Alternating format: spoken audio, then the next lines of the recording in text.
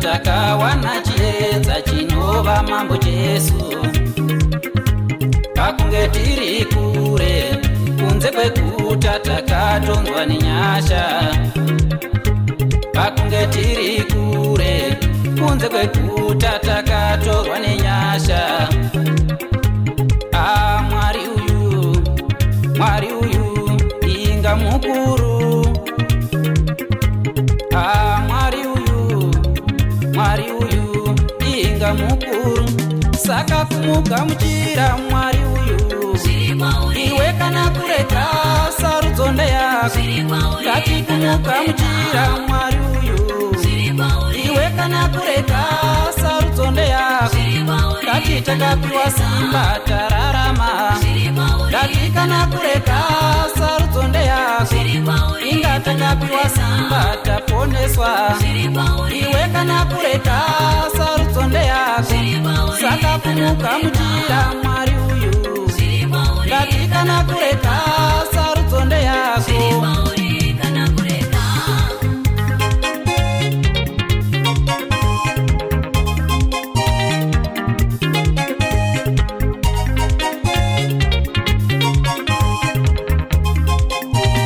Aiwa kumugamuchira Mwari uyu ka.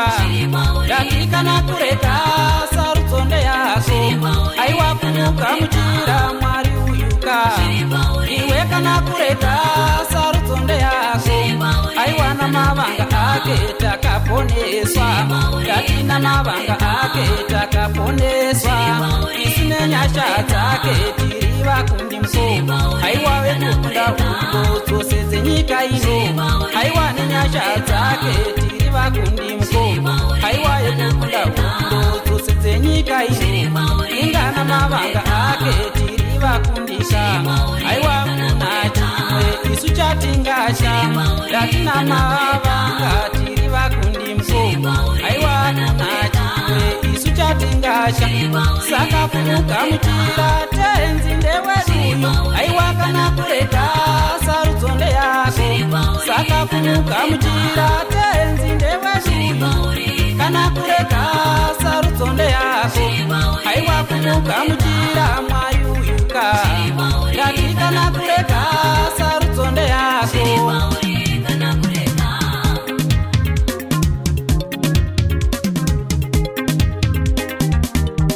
Nemavanga ake takaponeswa.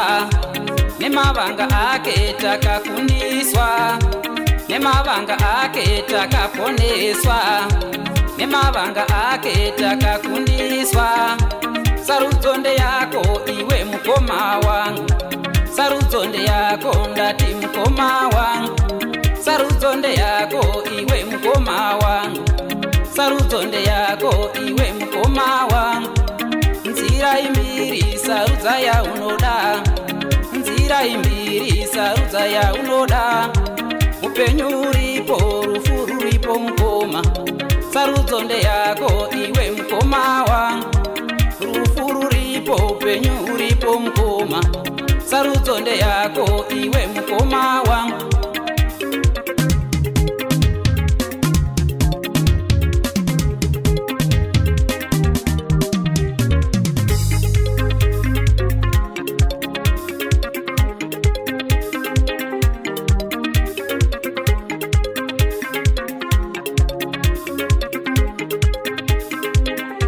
Ndatina mavanga ake takaponeswa.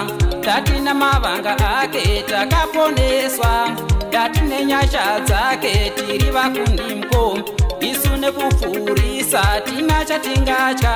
Ndatine mavanga ake tiri vakundi mukoma. Isu nekupfurisa tina chatingatya. Uye takapiwa simba kunzi vana vake. Saka pahondo dzose hapana chatingatya. Uye takapiwa simba kunzi vana vake. Uye pahondo dzose hatina chatingatya. Aiwa kumugamuchira tenzinde wako uyu. Kana kureka sarudzonde yako.